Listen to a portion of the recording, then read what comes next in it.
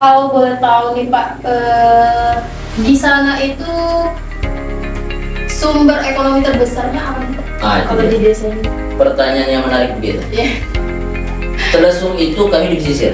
Oh, di pesisir. Kami di pesisir. Ketika saya menjabat kepala desa pertama, saya bingung apa yang harus saya lakukan di desa. Yeah. Karena saya memang awal menjabat itu saya RT, tak pernah. RT saya pernah. Saya mendata pun tak tahu.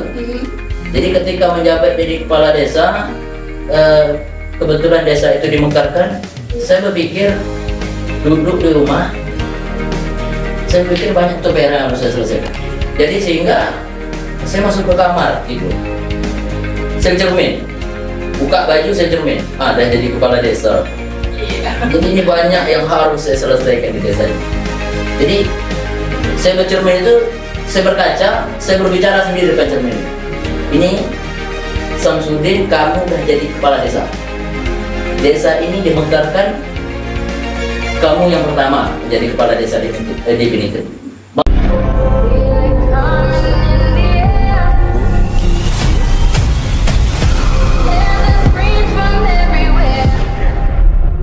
Only thing that's on my mind is who's gonna run this town tonight. Yeah, I say that we are. This is Rock Nation. Pledge your allegiance.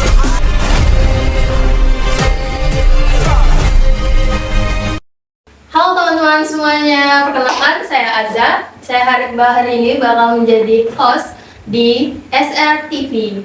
Hari ini kita bakal berbincang 1 jam ke depan bersama Bapak Syamsuddin Telesung. Halo Bapak, gimana kabarnya hari ini Bapak? Alhamdulillah baik. Baik ya. Baik teman-teman. Boleh nggak sih Pak sedikit Bapak perkenalkan diri nih? Kalau kata pepatah, kalau belum kenal maka tak sayang, kalau tak sayang maka tak cinta, dan tak cinta maka tak akan dirindukan. Gitu Pak. Jadi boleh Bapak sedikit perkenalkan diri Bapak? Baik. Assalamualaikum warahmatullahi wabarakatuh. Saya Samsudin. Saat ini jabatan Kepala Desa Telesung. Kepala Desa Telesung, Kecamatan Langsung Desir, Kabupaten Purworejo. Perkenalan itu mungkin ya, ini harus masuk nih istri, anak, gitu. Iya betul. Saat ini istri baru 1. Oh baru 1. Tak boleh nambah 2. Anak 1. Jabatan alhamdulillah saat ini sudah dioperodi menjadi kepala desa Telesung. Gitu. Berarti kurang lebih udah 10 tahun Bapak menjabat. Saya jabatan pertama desa Telesung itu 2013, habis jabatan 2018. Terus saya istirahat 1 tahun karena menunggu pilkades pada tahun 2019.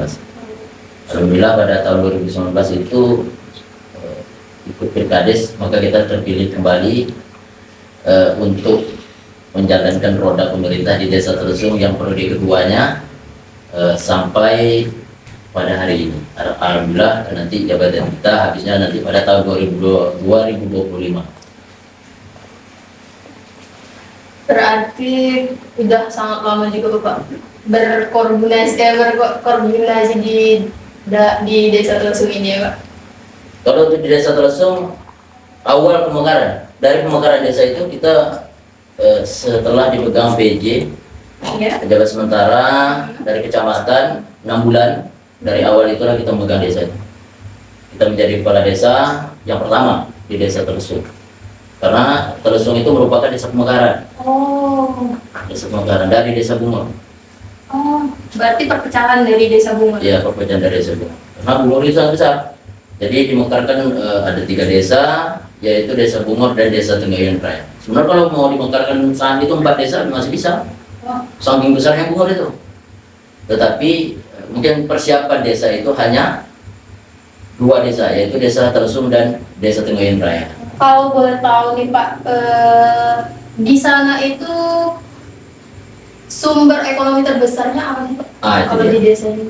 Pertanyaan yang menarik begitu. Iya. Telesung itu kami di pesisir. Oh, di pesisir. Kami di pesisir. Kalau untuk potensi kami di sana itu 60%-nya itu nelayan. Nelayan. perikanan.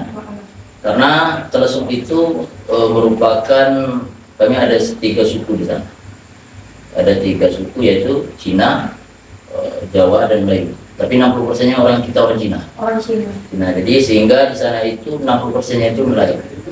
60% nelayan, sebagiannya itu kita ada perkebunan dan juga perdagangan. Gitu. Baik. Kalau selama Bapak menjabat nih, untuk masalah infrastruktur di sana, apa aja sih Pak yang sudah Bapak bangun di Desa Telesung ini? Untuk infrastruktur, baik. Selama saya menjabat, dulu desa itu dimekarkan itu, seingat saya, Iya. Desa Telesung itu dimekarkan, dititipkan itu hanya 3 batang jalan. Oh, Kalau orang lainnya 3 batang jalan, 3 buah jalan, 3 ruas jalan, yaitu jalan penghubung antara Desa Bungor ke Desa Telesung. Satunya jalan lagi menuju ke pemukiman masyarakat, satu lagi ke sekolah kalau nggak salah saya. terus Ada 3 jalan saya dimekarkan. Nah, ketika saya menjabat kepala desa pertama, saya bingung apa yang harus dilakukan di desanya. Iya. Karena saya memang awal menjabat itu saya RT, tak pernah. Oh. RT saya pernah. Saya mendata pun tak tahu. Jadi ketika menjabat jadi kepala desa, kebetulan desa itu dimekarkan, saya berpikir duduk di rumah, saya berpikir banyak PR yang harus saya selesaikan. Jadi sehingga saya masuk ke kamar tidur, saya cermin, buka baju saya cermin, dah jadi kepala desa. Iya. Jadi ini banyak yang harus saya selesaikan di desa ini. Jadi saya bercermin itu, saya berkaca, saya berbicara sendiri di depan cermin. Ini Samsudin, kamu udah jadi kepala desa. Desa ini dimekarkan, kamu yang pertama menjadi kepala desa definitif. Mau kamu kemanakan desa ini? Iya. Mau kamu bangun apa nih? Mau kamu apa yang harus kamu ciptakan untuk peningkatan ekonomi masyarakat yang ada di desa? Iya. Saya berkaca. Setelah saya berkaca, duduk lagi, termenung lagi. Tak tahu nih saya arahnya kemana mau saya bawa ke desa ini. Akhirnya itu saya jumpa Pak Bupati, berdiskusi sama Bupati menyangkut tentang pembangunan desa, tentang pengelolaan anggaran dana desa. Alhamdulillah sedikit pandangan pencerahan dari Bupati, sehingga pulang saya ke desa, dalam beberapa bulan turunlah namanya anggaran dana desa. Ketika anggaran dana desa turun itu, memang betul kata Bupati, kalau dana ada semua, apapun bisa kita ciptakan. Yang betul, artinya kita tak payah ngadu titik benang atau lagi, Iya. bisa diciptakan semuanya. Namun saya tidak berpatokan di situ saja. Bahkan saya berkunjung ke dinas PU, bahkan sampai ke provinsi. Untuk apa? Bagaimana saya nak menciptakan yang cerita di awal tadi, 3 jalan ini macam mana bisa saya ciptakan menjadi banyaknya jalan di desa itu. Bahkan dari dana desa, anggaran dana desa ya saat itu ya, periode pertama itu ADD namanya, ADD. Jadi berkoordinasi sama dinas PU.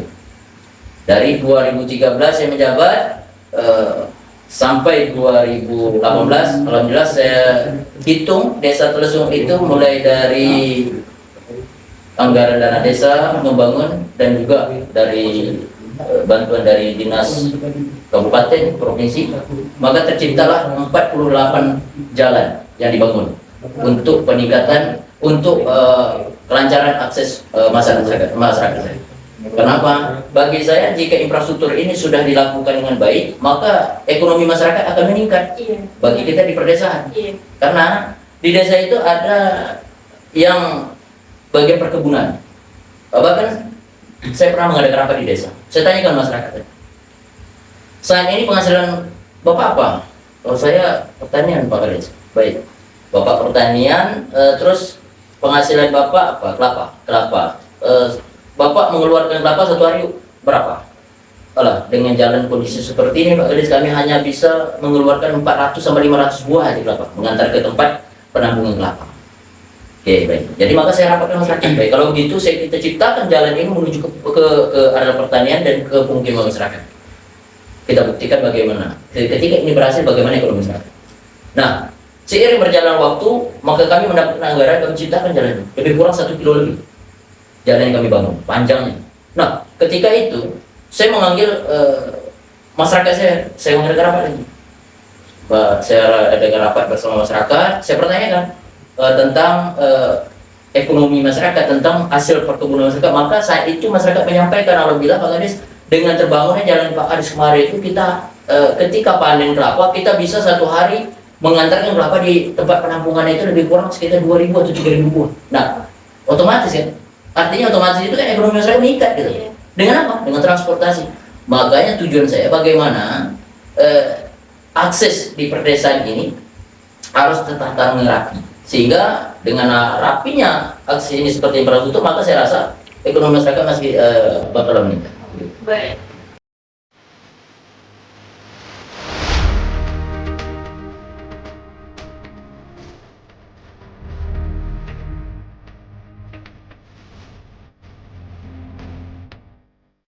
Kalau masalah pendidikan di sana, Pak?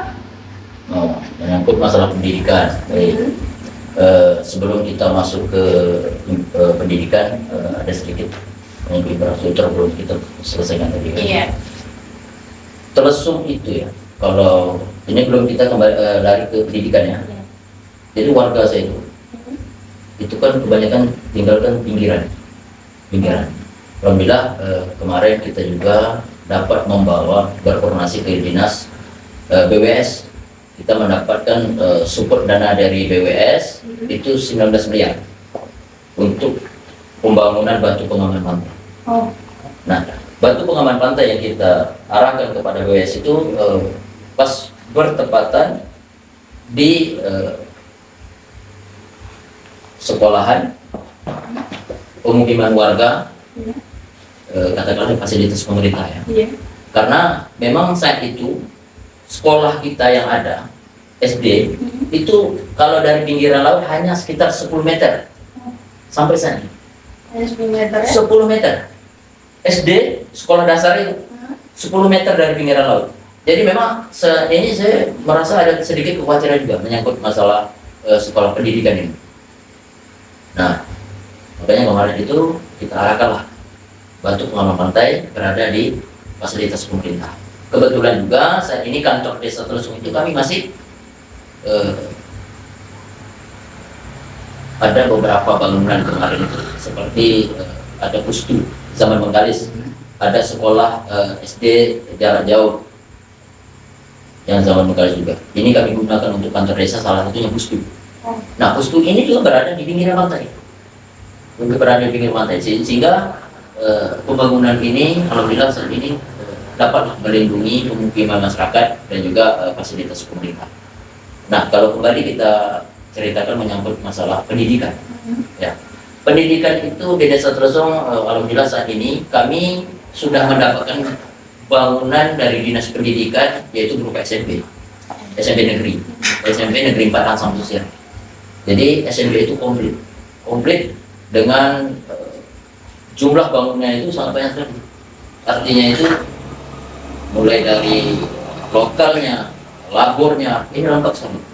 Kalau tidak salah saya kemarin sepengetahuan saya kegiatan pembangunan SMP itu dengan masuknya anggaran itu di Desa Telesung 3,3 miliar 900 lebih juta untuk pembangunan SMP. Jadi saya rasa ini sudah mewah sekali kalau untuk pembangunan SMP.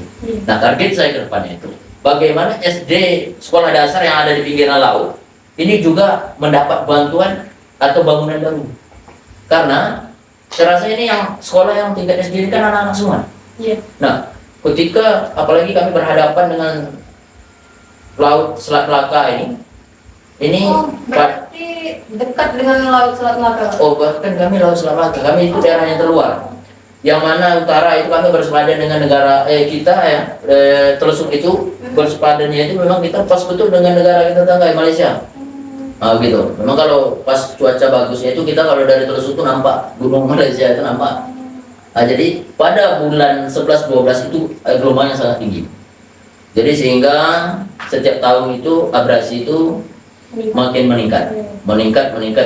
Jadi saya ada sedikit kekhawatiran tentang SD.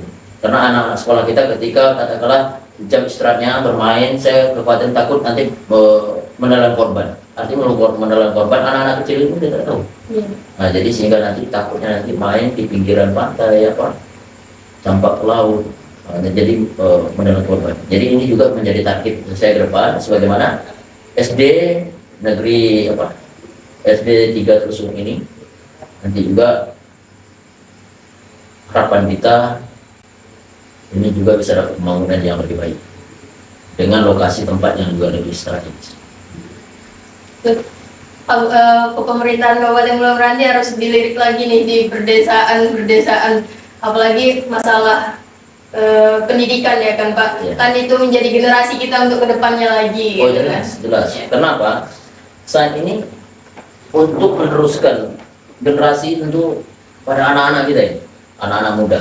Tentunya untuk Meranti yang lebih baik, anak-anak kita itu memang harus mendapat pendidikan yang lebih baik daripada segi fasilitas sekolah kan begitu. Tapi saya yakin pada hari ini guru-guru kita sudah terbaik, sangat baik sekali.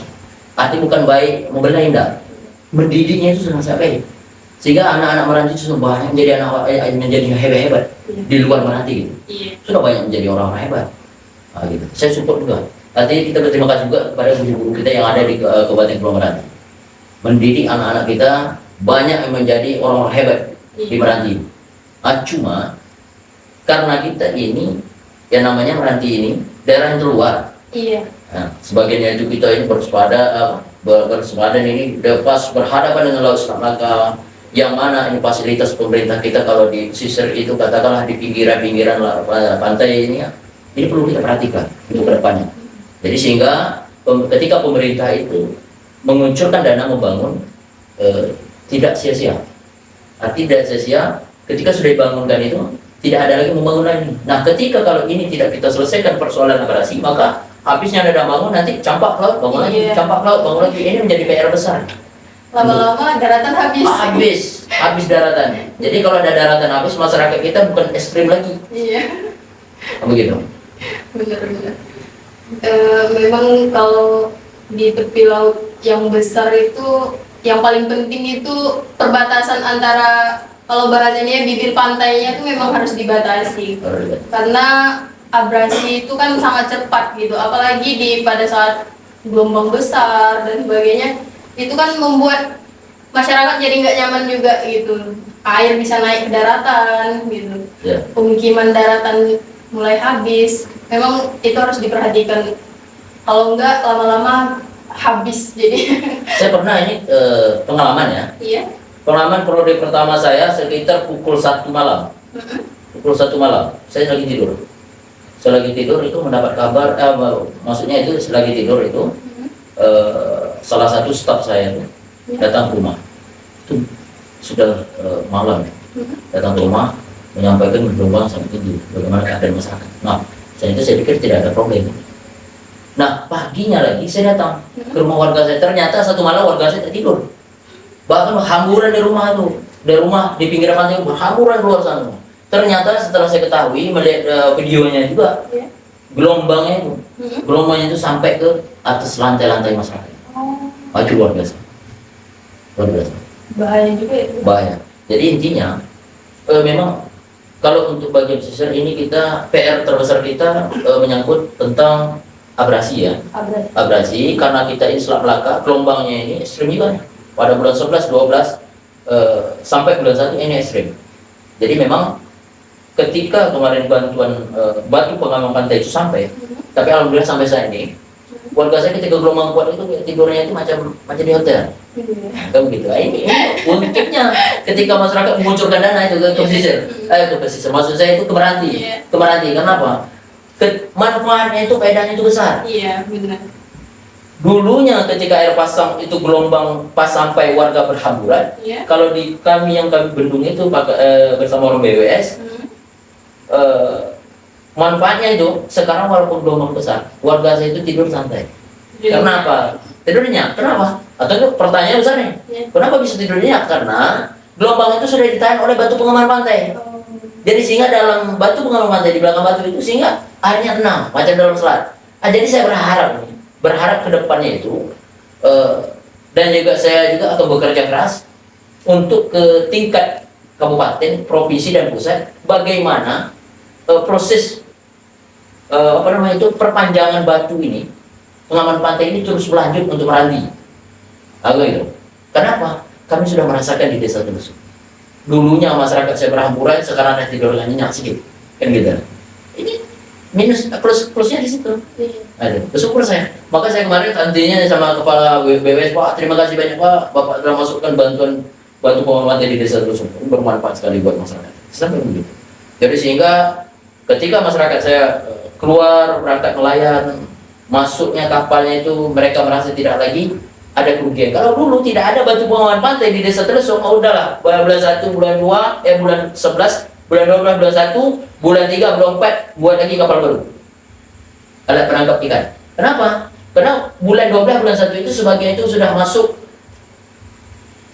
ke dalam dalam pasir, dalam tanah bergumpalan di hantam gelombang tenggelam. Begitu.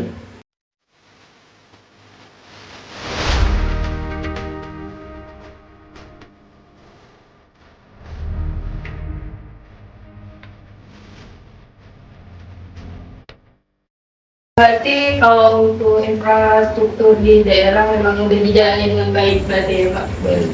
Untuk masyarakat juga udah merasa tidak takut khawatir akan abrasi dan sebagainya lagi.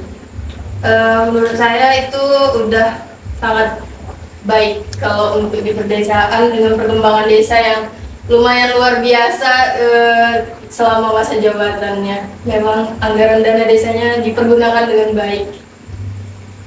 Kalau untuk masalah kesehatannya itu akses layanannya gimana Pak kalau di daerah Telusuk ini? Kita dari kesehatan. Iya. Pada saat ini desa Telusuk untuk menyangkut kesehatan masyarakat alhamdulillah terkendali. Terkendali. Jaminan untuk kesehatan masyarakat kita di desa Telusuk itu sudah ada. Jaminan pertama itu desa Telusuk sudah mempunyai itu namanya puskesdes.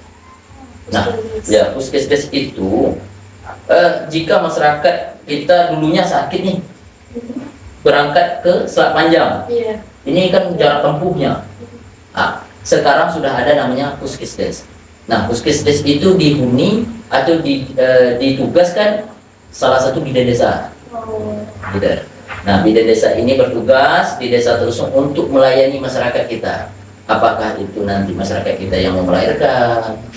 Ini kalau bidan desa nampaknya di setiap desa, alhamdulillah bukan saja desa Telusuk ya, merata setiap desa ini untuk masyarakat itu sudah ada kenyamanan dengan adanya para orang kesehatan.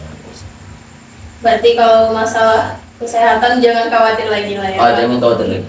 Berarti itu kalau misalnya nih ada masyarakat yang mungkin ada mau lahiran dadakan di tengah malam atau misalnya nih memang nggak bisa ditangani sama pasien sama dokter di situ itu kayak mana Pak? Harus dibawa ke Meranti kah atau gimana? Baik. Kalau menyangkut masyarakat kita yang mau melahirkan ya, karena ini mengingat istri saya juga bidan desa. Ini pengalaman. Karena istri saya juga bidan desa, saya pernah merasakan bagaimana masyarakat saya ketika mau melahirkan itu tidak bisa melahir di desa, harus bawa ke kabupaten. Nah, ini kita di desa itu senantiasa melayani. Nah, saya pernah itu di desa ketika kebetulan pustu itu kan berada di sebelah rumah. Jadi kita pantauan kita kan dekat sekali. Nah, ketika ada warga datang itu pernah jam 2 subuh, jam 1 subuh. Nah, saat itu ya saya kades, saya merasa saya juga jadi bidan desa. Ikut membantu. Ikut membantu. Itu udah jelas gitu. Karena apa? Di satu sisi ketika jam 1 istri saya dipanggil, ada orang melahirkan, ya otomatis saya harus ikut berangkat menemani istri saya. Nah, begitu. Jadi makanya di Telesung itu saya juga sangat bersyukur, dan juga sama pemerintah kabupaten, terutama dinas kesehatan. Istri saya itu bertugas langsung ditempatkan di desa Telesung. Artinya saya kades di Telesung, istri saya bidan di Telesung. Nah, ketika persoalan masyarakat saya apakah itu mau melahirkan, itu juga menjadi persoalan saya. Artinya mau melahirkan masyarakat saya tahu. Kenapa saya tahu? Istrinya di samping. Nah, saya pernah mengantar istri saya sekitar pukul 1 malam untuk melayani masyarakat. Ada bahkan terkadang itu udah tak sempat lagi gitu. Kadang masyarakat kita ini kan ketika mau melahirkan itu targetnya kan hanya pustu. Nah, hanya pustu.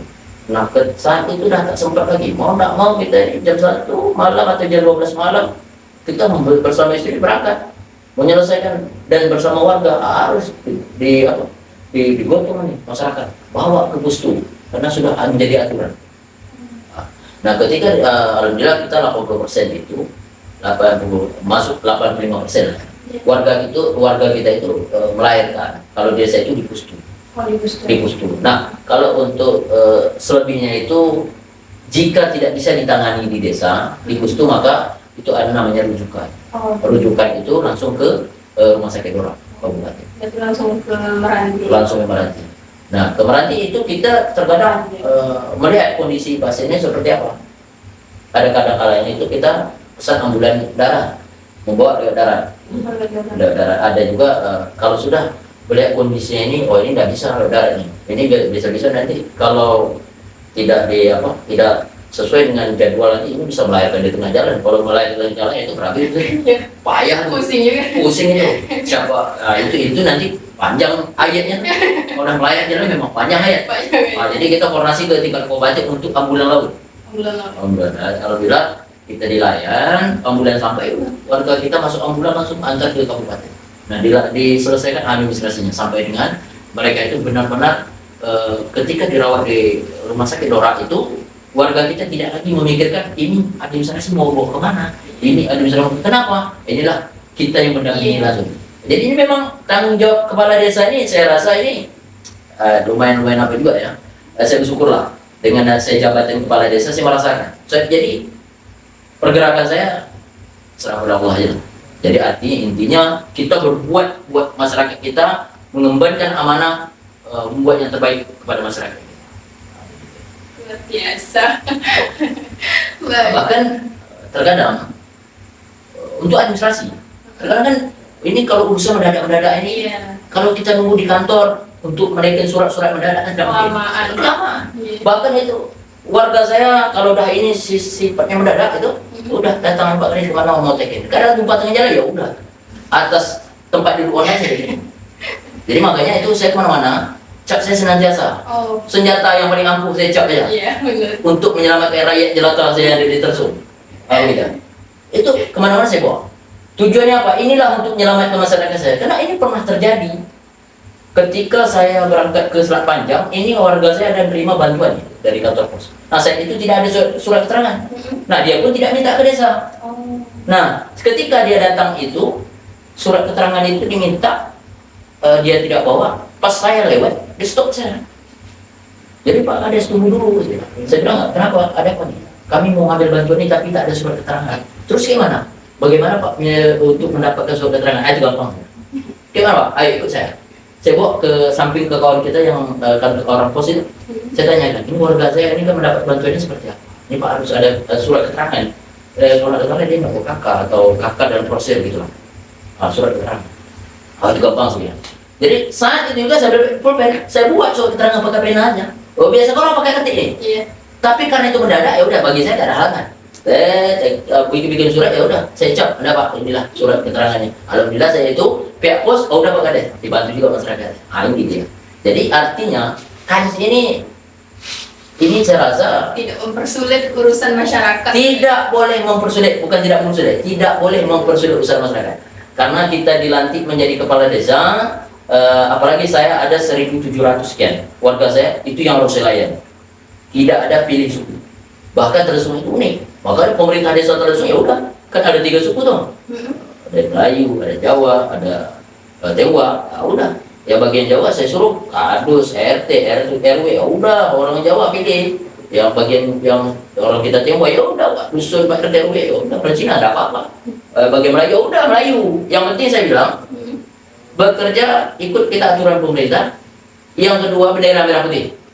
Jangan bendera berdua-dua, bahaya. Tapi alhamdulillah dengan kita bersinergi di desa bersama pemerintah desa, apapun permasalahan masyarakat kita itu tidak ada. Kita selesaikan dengan baik. Jadi buktinya sampai saya ini ya 20 dia juga dipilih masyarakat. Nah ini dia.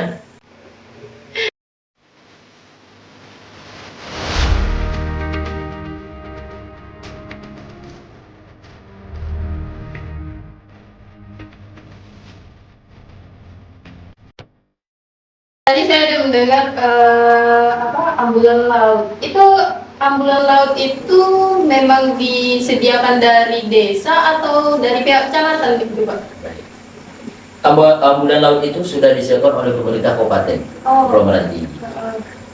Jadi standby-nya itu kecamatan, bahkan karena standby-nya di Ranggas. Persiapan ketika terdengar ini ada warga, katakanlah Ransam Pesisir ada warga sakit, ambulan lautnya sudah standby berangkat menjemput, begitu. Ambulan lautnya menjemput, dan juga misalnya Putri Buyung sakit, ambulan laut itu sedang. Artinya memang saat ini kita masih menggunakan ambulan dari dinas kesehatan kabupaten. Memang sudah disediakan dari pemerintah. Sudah disediakan oleh pemerintah. Kalau akses dari Selat Panjang ini ke desa Telesung ini kira-kira berapa lama sih Pak? Nah, memang ini pertanyaan ini memang sangat menarik ya. Dengan saya menghadapi perjalanan bolak-balik terus memang dah saya hayati betul nih. Bahkan itu kalau memang misalnya saya itu berselawat Nabi mencari 1000 saya berselawat, mulai dari Sonde saya berselawat Nabi mendapatkan 1000 kali selawat itu khususnya itu di Peranggas. Jadi intinya Telesung dari Peranggas ya, katakanlah kita start dari Peranggas menuju desa Telesung itu kalau saya perhitungkan ya, kalau saya perhitungkan itu jamnya itu 1 jam 30 menit, 1 jam 20 menit. Nah kalau untuk jauhannya itu diperkirakan. Kalau saya merasakan, tapi tak tahu kalau mau dimual saya pukul. Tapi karena saya melewati jauh sekali. Rasa saya macam sekitar lebih kurang 30 km. Begitu. Kejauhannya itu rasa saya, tapi tak tahu nanti kalau pas diukur 10 kilo pula gitu. Tapi biasanya kalau saya bawa motor itu mulai saya dari jabatan pertama 2012 rasa saya macam tua di jalan. Bolak-balik Telesung Selat Panjang menyelesaikan persoalan yang ada di Telesung itu. Gitu. Baik berupa mencari pembangunan infrastruktur untuk pertanian, untuk bantuan masyarakat. Jadi rasa saya itu perjalanannya itu saya mencari jauhnya itu sekitar 20 atau 40 menit misalnya. 40 menit itu jarang sekali jumpa. Memang tak pernah jumpa dalam hidup. Dari mulai 2012 yang jumpa saya 1 jam 15, 1 jam 20. Terkadang kalau saya pakai tracker tinggi itu 1 jam 15 menit. Tapi kalau dah pakai Honda BB itu sudahlah, itu hampir 2 jam. Karena kalau lewat di jalan kita itu kemarin Telesung menuju Telesung Peranggas menuju Telesung Peranggas itu kalau pakai Honda BB itu makan dada. Kata orang Melayu makan dada. Apa tuh Pak? Makan dada macam nak rubuh dada kita digentak ada Honda. Begitu. Jadi itu makin lama. Tapi kalau pakai tracker, hantamlah. Kalau tak putus rantai ban pecah. Tapi kalau duduk memang agak santai. Tapi kalau menyangkut kejauhan, rasa saya macam lebih kurang 30 kilo. Itu perasaan saya, tapi tak tahu kalau diukur. Gitu. Itu kejauhan antara antara Peranggas dan Desa Telesung. Tapi sekarang agak lumayan lah, karena ada pengerasan jalan mulai dari Peranggas sampailah ke Telesung. Dan saya juga saat ini berterima kasih kepada pemerintah kabupaten. Artinya kepada bupati juga saya terima kasih. Kenapa saya katakan terima kasih? Bupati juga bersusah payah membangun jalan itu dari Ransang Barat menuju Ransang Pesisir. Kemarin kami nyampe bupati kau dapat tancap jalan itu sampai ke Ransang, biar jos jalan kita. Agar kepala desa itu ketika berurusan ke pemerintahan, kepala desa itu agak tenang. Jadi tak ada beban badan, cuma beban pikiran. Kalau sekarang itu jadi beban pikiran, beban badan. Itu saya bilang. Yang awalnya udah berpikir, oh Komeranti mau kayak ini, Ya. karena capek, udah lah besok aja gitu. Karena saya pernah terjadi. Tujuan saya rapat ke dinas PMD, pernah terjadi. Saya berangkat, kami rapat sekitar pukul 2. Saya berangkat pukul 12. Pukul 12 saya berangkat dari Telesung. Ketika saya berangkat dari Telesung itu, macam rendah matahari dah jadinya. Dah petang. Sudah saya check in hotel, saya tidur istirahat. Besok saya bangun. Tak jadi rapat. Begitu. Itu pernah terjadi. Jadi akhirnya saya bilang PMD, Pak, ini lagi ada halangan sih. Pak, kamu halangannya tak banyak, halangannya badan betul capek dah boda. Begitu. Apalagi kau sempat Honda dah pecah ban, rantai putar, sudahlah. Berarti lumayan jauh juga. Oh, lumayan jauh. Jadi makanya kalau warga saya pasien itu misalnya kritis ini misalnya misalnya harus donor darah, jangan coba-coba bawa darah. Memang terbukti jalan. Artinya melahirkan jalan. Baik. Begitu. Lumayan jauh juga. Kalau untuk perjalanannya berarti jalannya jalan aspal, pengerasan, atau ini aspal apa kalau kata orang ini sekarang ini aspal goreng, aspal apa ya? Tidak buat naik. Saya pribadi, kalau saya nggak aspal goreng. Oh, aspal goreng. Saya pun tak tahu macam mana menggoreng aspal, tak paham. Iya, sama. Saya juga kurang ini kan, karena jujur saya aja paling jauh tuh ke Bogor ya Kak mainnya. Bukan. Itu aja rasanya udah lumayan jauh kan. Apalagi katanya ini di pesisirnya, berarti jauh lagi berarti naik ke atasnya gitu kan. Jauh lagi. Jadi saat ini kondisi jalan yang kita gunakan itu pengerasan. Pengerasan. Harapan kita nanti ke depan itu pengerasan jadi hormik. Artinya itu kalau orang kita bilang tuh tak tahu hormik itu ya aspal goreng lah. Gitu. Bantai lah. Nah, aspal goreng apa yang penting hitam jalan itu aspal keras. Sedap lewat.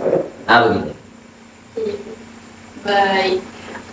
Dengar-dengar kabar nih, Bapak bakal mencalonkan diri nih sebagai calon wakil bupati. Apakah itu benar, Pak? Ini yang kalaunya dulu tadi agak antor dulu. Bawa sedap cakap. Ini rasa saya mau bukan dengar, ini mungkin yang bereho. Oh iya, saya lihat dari TikTok Bapak juga. Ini kalau jadi kades gaul tuh gitu. Iya. Ada TikToknya kan. Jadi inilah untung jadi kades gaul itu. Kalau nanti melihat TikTok saya cari kades gaul itu ada juga saya. Kenapa saya katakan gaul lagi ini, saya baik dengan pemuda, dengan orang tua, dengan para ulama, saya semuanya masuk. Artinya tak ada hambatan. Baik juga sama kalangan tak ada hambatan. Jadi begini, kalau diceritakan tadi menyangkut saya nak ikut ke pilkada Meranti, katakanlah untuk ke wakil bupati, ini sebenarnya kami kesepakatan bersama teman-teman kepala desa.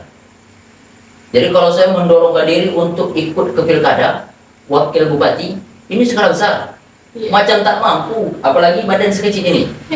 Kita pegang skala besar, sedangkan desa sekarang desanya kita pegang walannya gitu. Tapi apalagi kalau kita ikut di pilkada. Tapi oleh karena ini kesepakatan teman-teman, kemarin itu kita duduk bersama teman-teman kepala desa Abdesi. Jadi memang saya itu kepala desa, kami masih masuk ikut di organisasi Abdesi. Saya itu Ketua Abdesi Kecamatan Langsam Pesisir, dan juga di Abdesi Kabupaten salah satu pengurus Abdesi Kabupaten Kepulauan Nanti bersama kalau Ketua Abdesi Kabupaten kan Pak Toha. Jadi saya ikut kepengurusan di sini. Jadi dulunya kami pernah buat kesepakatan, mengingat kawan-kawan kepala desa duduk bersama, ya udah ini kesepakatan maju di pilkada. Saya mengatakan kalau maju di pilkada itu betul. Betul. Kenapa? Karena ya kalau sudah melangkah itu jangan mundur. Gitu. Kalau jika melangkah kontes kita harus menang. Gitu. Jadi kawan mengatakan ya udah kita buat kesepakatan untuk 2024 Pak Kades maju. Siap. Ya namanya orang masih muda, siap. Gitu. Siap. Arti siap apa? Siap menerima kemenangan, siap menerima kekalahan. Jika menang urusan nanti, yang penting belayar loh. Jika nanti diamanahkan atau diberi kepercayaan oleh partai terhadap saya, maka saya akan buat terbaik. Yang pertama, ketika berhasil buat terbaik untuk masyarakat. Ketika berhasil saya buat yang terbaik untuk partai. Gitu. Kalau seandainya partai itu 3 kursi, untuk saya ini di DPR kita buat 5 kursi bisa berdepan. Iya. 2029. Itu kita buat yang terbaik semua. Gitu. Nah, jadi kalau untuk menyangkut masalah pilkada, ini kesepakatan kita teman-teman dari ADC. Karena kami pernah mengadakan rapat sama teman-teman mengingat 15 tahun berlanjut berdiri itu belum pernah ada kepala desa untuk maju di pilkada. Tapi tahun 2024 karena ini momen yang pas, ya udah. Kawan mengatakan udah maju. Udah sebenarnya maju. Saya juga mendengar bahwa Bapak juga bakal menjadi calon wakil bupati yang termuda nih untuk periode 2024 sampai 2029 nanti. Kalau untuk di Itu Meranti, memang iya untuk di Meranti.